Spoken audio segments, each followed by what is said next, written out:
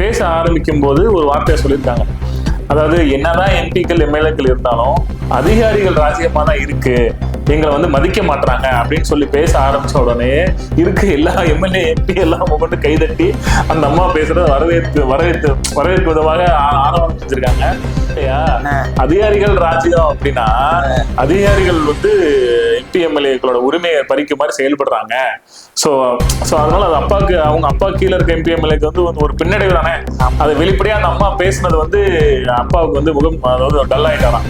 So இது போக என்ன பண்ணிருக்காங்கன்னா அடுத்து ஒரு பேச போற எல்லாத்திட்டையும் போய் காதல தீப்பு சுடுசுன்னு அந்த அம்மா மாதிரி பேசாதீங்க, இந்த மாதிரி பேசாதீங்கன்னு சொல்லிட்டு ஒரு தகவல் சொல்லியிருக்காங்க. சரிங்களா? ஸோ என்ன சொல்லியிருக்காருன்னா நமது நிர்வாகத்துல 10% அதிகாரிகள் தான் வந்து இந்த மாதிரி இருக்காங்க, மற்றவங்களாம் நான் சிறப்பா செயல்படுறாங்கன்னு சொல்லிட்டு அதிகாரிகளுக்கு பவுடர் போட்டிருக்காரு அப்பா. ஆமா, நீரை திறந்து விட போகும்போது ஒரு வார்த்தை விட்டாரு, சாதி வரி பிடிச்சவங்களா இருக்காங்க அப்படின்னு சொல்லிட்டு அதிகாரிகளை நீங்களும் சொல்ல மாட்டீங்க, என்னையும் ஒரு இது திறப்பட மாட்டீங்கன்னு சொல்லிட்டு ஒரு விஷயம் பேசியிருக்காரு. அது போலதான் அதோட வெளிப்பாடு தான் தாக்கம் தான் இது. அதாவது அந்த கரூர் சம்பவத்திற்கு பிறகு நாம எடுத்து வைக்கிற ஒவ்வொரு அடியும் நிதானமாக இருக்கணும். பல சூழ்ச்சிகளாலும் பல தந்திரங்களாலும் வீழ்த்த நினைத்த எதிரணியினருக்கு நாம வந்து முறியெடுத்து வந்திருக்கின்றதை காட்டணும்ன்ற விதமாக அவங்க தலைவர் விஜய் அவர்கள் அறிக்கை விட்டுருக்காரு. அறிக்கை வந்து சொல்லியிருக்காரு, அதாவது விஜய் அவர்கள் கரூர் சம்பவத்தை வைத்து பிறர் அரசியல் செய்கிறார்கள். என்னன்னா அவர் வருவதற்கு தாமதமாகிவிட்டதுதான் ஒரே காரணம் அந்த உயிரிழப்புக்குன்னு சொல்றாங்க. ஆனா அதுக்கு விளக்கம் கொடுத்திருக்காரு. கிட்டத்தட்ட 1 மணி நேரத்துல வர வேண்டிய அந்த பயணம் 7.5 மணி நேரம் ஆயிருக்கு. காரணம் என்ன? அங்க தடியடி நடந்ததுக்கான காரணம் என்ன?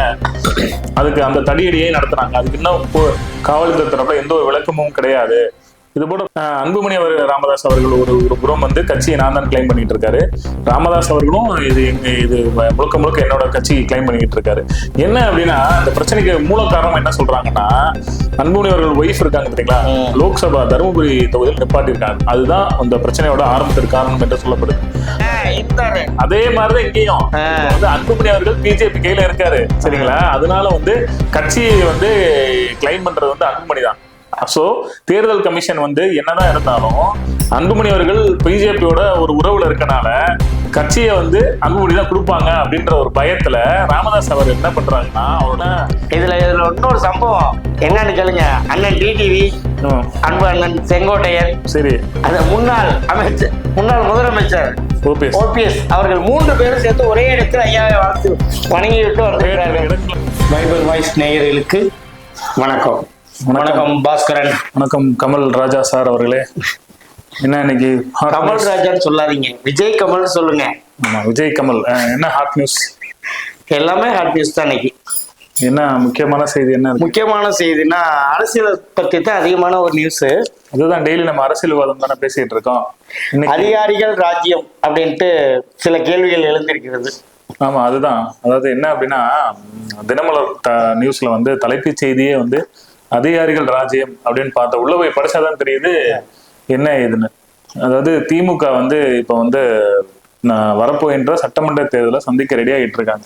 எல்லா கட்சிகளும் அவங்கவுங்க அடுத்த 2020 சட்டமன்ற தேர்தலுக்கு ரெடி ஆகிட்டு இருக்காங்க.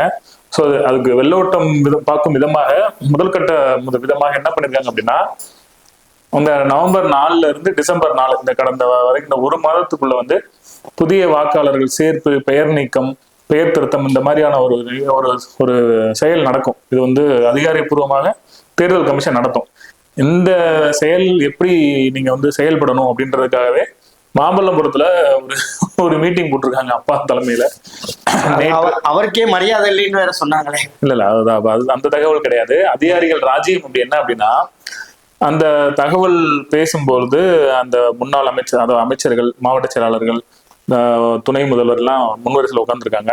மேடையில மூத்த நிர்வாகிகள் அப்பா அம்மா கூட உட்காந்துருக்காங்க. அப்போ வந்து தங்கம் தென்னரசு அவர்கள் வந்து அந்த செயலை விலக்கி இந்த மாதிரி இப்படி செய்யணும் அப்படி செய்யணும்னு சொல்லிட்டு என்னென்ன பண்ணணும்னு சொல்லிட்டு சில விளக்கங்கள் கொடுத்துக்கிட்டு இருக்க சமயத்துல அந்த அந்த அந்த மீட்டிங் பேர் என்ன அப்படின்னா, என் ஓட்டுச்சாவடி வெற்றி ஓட்டுச்சாவடி, அந்த தலைப்புல நடந்த மீட்டிங். சரிங்களா? அதாவது முழுக்க திமுகவா நடத்தப்படிய திமுக அந்த மீட்டிங்ல தான் அதிகார ராஜ்யம் சொல்லிட்டு ஒரு அந்த வார்த்தை வந்திருக்கு. அதாவது என்ன அப்படின்னா, பெரம்பலூர்ல ஒரு பேரூர் கழக செயலாளர் ஒரு லேடி, அவங்க வந்து என்ன பண்ணிருக்காங்கன்னா, அவங்க பேச ஆரம்பிச்சிருக்காங்க. பேச ஆரம்பிக்கும் போது ஒரு வார்த்தையை சொல்லியிருக்காங்க. அதாவது என்னதான் எம்பிக்கள் எம்எல்ஏக்கள் இருந்தாலும் அதிகாரிகள் ராஜ்யமா தான் இருக்கு, எங்களை வந்து மதிக்க மாட்டாங்க அப்படின்னு சொல்லி பேச ஆரம்பிச்ச உடனே இருக்கு எல்லா எம்எல்ஏ எம்பி எல்லாம் கொண்டு கைதட்டி அந்த அம்மா பேசுறத வரவேற்பு விதமாக ஆரவாரம் செஞ்சிருக்காங்க. அதை பார்த்துதான் அப்பா வந்து அப்செட் நீங்க உட்காந்துட்டாப்ல. என்ன அப்செட்? நமக்கு கைதட்ட மாட்டாங்க புரியலையா? அதிகாரிகள் ராஜ்யம் அப்படின்னா அதிகாரிகள் வந்து எம்பி எம்எல்ஏக்களோட உரிமையை பறிக்க மாதிரி செயல்படுறாங்க. சோ அதனால அது அப்பாவுக்கு, அவங்க அப்பா கீழே இருக்க எம்பி எம்எல்ஏக்கு வந்து ஒரு பின்னடைவு தானே. அதை வெளிப்படையா அந்த அம்மா பேசினது வந்து அப்பாவுக்கு வந்து முகம், அதாவது டல் ஆயிட்டாராம். சோ இது போக என்ன பண்ணிருக்காங்கன்னா, அடுத்து ஒரு பேச போற எல்லாத்துட்டையும் போய் காதுல போய் புசு புசுன்னு அந்த அம்மா மாதிரி பேசாதீங்க, இந்த மாதிரி பேசாதீங்கன்னு சொல்லிட்டு ஒரு தகவல் சொல்லியிருக்காங்க. சரிங்களா? சோ அதுதான் அந்த அம்மா பேசி பேசினது எல்லாத்துக்கும் வரவேற்பு கொடுத்துருக்கு அதிகாரிகள் ராஜ்யம். அதுக்கப்புறம் அப்பா பேச ஆரம்பிச்சிருக்காரு. அப்பா என்ன சொல்லியிருக்காருன்னா, நமது நிர்வாகத்துல 10% அதிகாரிகள் தான் வந்து இந்த மாதிரி இருக்காங்க, மற்றவங்க நான் சிறப்பா செயல்படுறாங்கன்னு சொல்லிட்டு அதிகாரிகளுக்கு பவுடர் போட்டிருக்காரு அப்பா. ஆமா, அதிகாரிகள் தானே முக்கியம். இனிமே வந்து என்ன 2026 வந்துருச்சு. நீ அந்த தேர்தல் எப்படி அதிகாரிகள் வச்சு போக முடியும். அதனால அதிகாரிகளுக்கு வந்து ஒரு பவுடர் போட்டு அனுப்பிச்சு விட்டுருக்காப்ல. சோ அதுதான் வந்து அந்த அம்மா பேசினது. திமுக ஓட அந்த கூட்டத்துல என் ஓட்டு சாவடி வெற்றி ஓட்டு சாவடின்ற கூட்டத்துல அதிகாரிகள் ராஜ்யம் அந்த அம்மா பேசினதுதான் ஒரு பெரிய விவாத பொருளா இருக்கு. எல்லாரும் வந்து அது உண்மைன்னு ஏத்துக்கிட்டு எல்லாரும் அதை கைதட்டி ஆரவாரம் செஞ்சிருக்காங்க. சோ அதுதான் அந்த அதிகாரிகள் ராஜ்யம்ன்றது. என்ன உண்மைதான், அப்பா ஒரு பக்கத்து கட்டுப்படுத்த நினைத்தாலும் அதிகாரிகள் ஒரு பக்கத்து எம்பி எம்எல்ஏக்களை தன கட்டுப்பாடு வச்சிருக்காங்க. உங்களுக்கு தெரியலையா, நம்ம இவரு காங்கிரஸ் மூத்த தலைவர் இருக்காருல்ல, காங்கிரஸ் தலைவர் நம்ம அண்ணன் அவர்கள் வந்து 3 தினங்களுக்கு முன்னாக ஏதோ ஒரு ஏரியில வந்து நீரை திறந்து விட போகும்போது ஒரு வார்த்தையை விட்டாரு, சாதி வெறி பிடிச்சவங்களா இருக்காங்க அப்படின்னு சொல்லிட்டு. அதிகாரிகளை நீங்களும் சொல்ல மாட்டீங்க, என்ன ஒரு இது திறக்க மாட்டீங்கன்னு சொல்லிட்டு ஒரு விஷயம் பேசியிருக்காரு. அது போலதான் அதோட வெளிப்பாடுதான், தாக்கம் தான் இது. அதாவது உண்மையிலே வந்து திமுக வந்து சில அதிகாரிகள் குழப்பத்துல இருக்குன்னு தெளிவுபடுத்தி காட்டுறாங்க. அதுதான் அந்த அதிகாரிகள் ராஜ்யம். அடுத்த கேள்வி, அதிமுக பாஜக சரி உடன் கூட்டணி இல்லை என்று நிர்மல்குமார் பொதுச் செயலாளர் துணை பொதுச் செயலாளர் நீங்க பாட்டுக்கு மாத்தி புஷியான சந்தேகம் போறாரு. நிர்மல்குமார் துணை பொதுச் செயலாளர் பேட்டி கொடுத்திருக்காரு. அதாவது இனிமே கிடையவே கிடையாது அப்படின்ற இடத்துல அப்படி அவங்க சொல்லல. அதாவது என்ன அப்படின்னா, நிர்மல்குமார் அவர்கள் வந்து ஒரு பேட்டி கொடுத்திருக்காரு. அந்த பேட்டியில என்ன பேட்டினா, அதாவது அந்த கரூர் சம்பவத்திற்கு பிறகு நாம எடுத்து வைக்கிற ஒவ்வொரு அடியும் நிதானமாக இருக்கணும். பல சூழ்ச்சிகளாலும் பல தந்திரங்களாலும் வீழ்த்த நினைத்த எதிரணியினருக்கு நாம வந்து முறியெடுத்து வந்திருக்கின்றதை காட்டணும்ன்ற விதமாக அவங்க தலைவர் விஜய் அவர்களும் அறிக்கை விட்டுருக்காரு. அறிக்கை விட்டதை தொடர்ந்து இவர் தலைமையில ஒரு மீட்டிங் நடந்திருக்கு. ஆமா, 5ஆம் தேதி பொதுக்குழு கூட்டம் சொல்லியிருக்காங்க.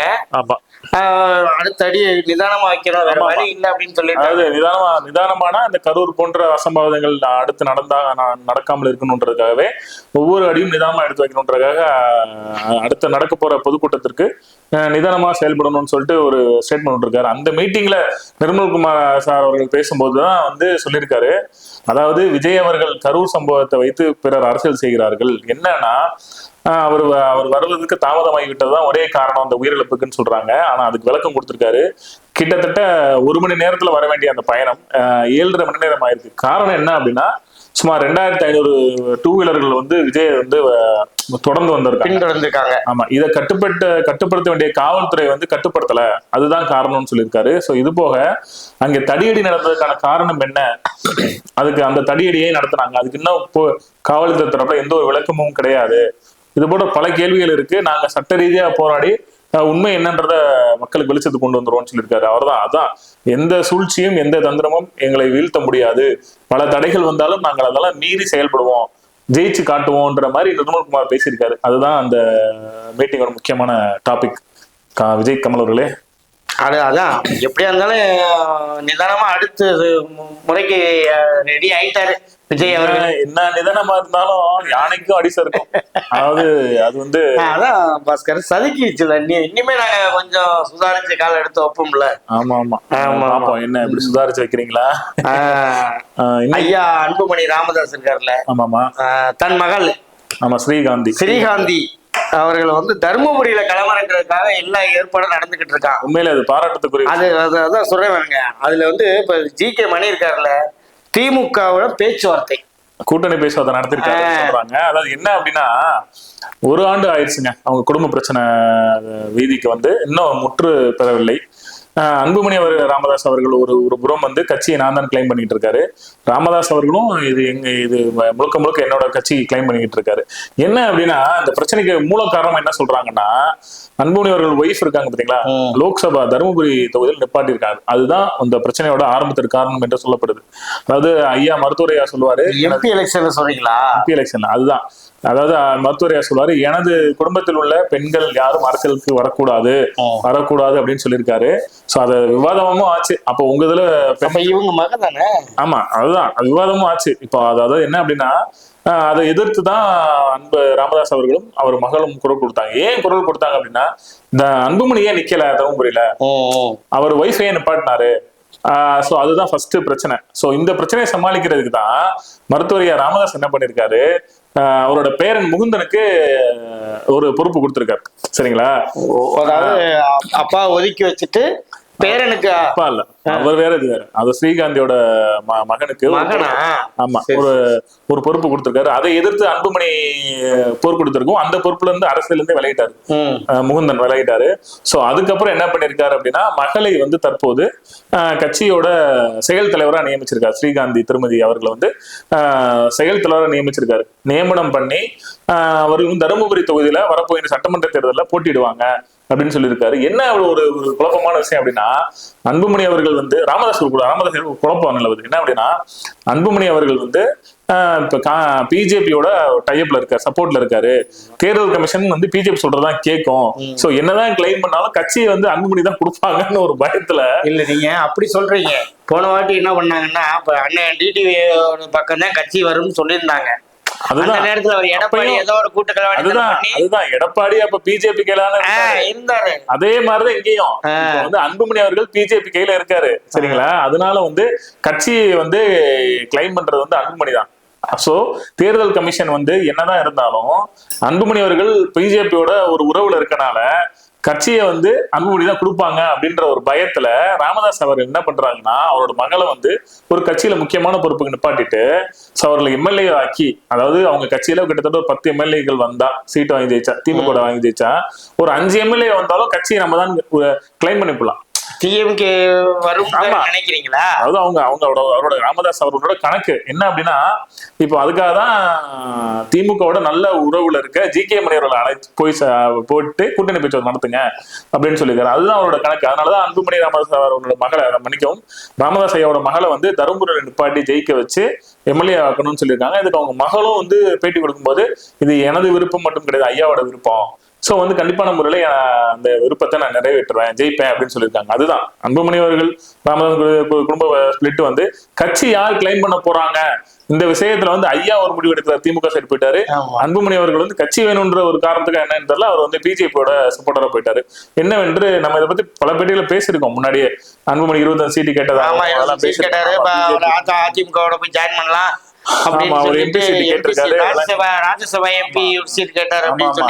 என்னன்றத நம்ம வந்து நீங்க சொல்வது போல திமுகவோட கூட்டணியா மீண்டும் என்ன பண்றாங்கன்னு தெரியல. இதுதான் அதோட செய்தி முக்கிய அம்சம். வேற என்ன இன்றைக்கு முக்கியமான அவ்வளவுதான். மத்தபடி இன்னைக்கு ஐயா பசுமன் முத்துராமலிங்க ஐயாவோட இன்னைக்கு பாத்தீங்களா? இதுல இன்னொரு சம்பவம் என்னன்னு கேளுங்க. அண்ணன் டிடிவி, அன்பு அண்ணன் செங்கோட்டையன், சரி, அந்த முன்னாள் முதலமைச்சர் ஓபிஎஸ் அவர்கள் 3 பேரும் சேர்ந்து ஒரே இடத்துல ஐயாவை வணங்கிட்டு வந்திருக்கிறார்கள். இன்னைக்கு ஒரே இடத்துல இருப்பாங்க. ஒரே அந்த தீபார தட்டை 3 பேரும் தன் கையில பிடிச்சி தீபாவளி கட்டிருக்காங்க. அப்ப எடப்பாடிக்கு ஆப் பண்ணிட்டீங்க தெரியல. இது போக வந்து முதல்வர் அவர் இல்ல, முன்னாள் முதல்வர் ஓபிஎஸ் அவர்கள் காரணம் தான் செங்கோட்டையன் பயணம் பண்ணாரு. சரிங்களா? இதெல்லாம் வைத்து பார்க்கும்போது இன்று வந்து சசிகலா அம்மா வந்து அம்மா நேத்து ஒரு பேட்டியில கூட சொல்லியிருந்தாங்க, என் வசம் கட்சி வந்து விட்டால் நான் சொல்வதுதான் நீங்க செய்வார்கள் அப்படின்னு ஒரே வார்த்தை முடிச்சிட்டாங்க. அப்படியே அவங்க பேசல. கட்சி நலனுக்காகவும் திமுக வந்து மக்களை காப்பாற்றவும் ஒருங்கிணைந்து செயல்படும். இல்ல அம்மாவின் ஆட்சி கொண்டு வர அம்மாவின் ஆட்சியை வந்து கொண்டு வந்து அனைவரும் ஒன்றிணைந்து கட்சி நம்ம ஒரு குடையின் கீழ் வழி நடத்தி செல்வது போல நாங்க வந்து முயற்சி எடுத்துக்கிட்டு இருக்கோம்னு சொன்னாங்க. அதுதான் அதோட பேச்சு. சோ இன்னைக்கு தகவல் அவ்வளவுதான். இன்னைக்கு அனைத்து கட்சிக்காரர்களும் இன்னைக்கு வந்து ஐயாவோட பசும்பொன் ஐயா இதுலதான் இருக்காங்க. இதுல மெஜாரிட்டி வந்து அண்ணன் டிடிவி, அம்மா சின்னம்மா அவர்கள் எப்பவுமே வந்து அமமுக கழக பொதுச் செயலாளர் மதிப்புக்குரிய தினகரன் சார் அவர்கள் வரும்போது இப்பயும் இல்ல, கடந்த 8 ஆண்டுகளாக வரும்போது கூட்டம் ஒவ்வொரு ஆண்டும் இரட்டிப்பாக தான் ஆகுது, ஏதோ குறையவே கிடையாது. வழக்கம் போல எடப்பாடி திமுக அணி இந்த வட்டமும் ஏதோ கணக்கு கட்டமா வந்துட்டு போயிருக்காங்க. சரிங்களா?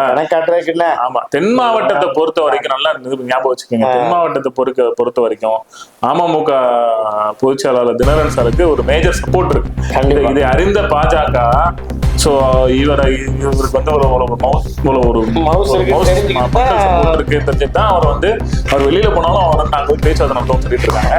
சோ என்ன வந்து பொறுத்திருந்து பார்ப்போம். எங்களோட சேனலை லைக் பண்ணுங்க, ஷேர் பண்ணுங்க, கமெண்ட் பண்ணுங்க, மறக்காம சப்ஸ்கிரைப் பண்ணுங்க. நன்றி, வணக்கம்.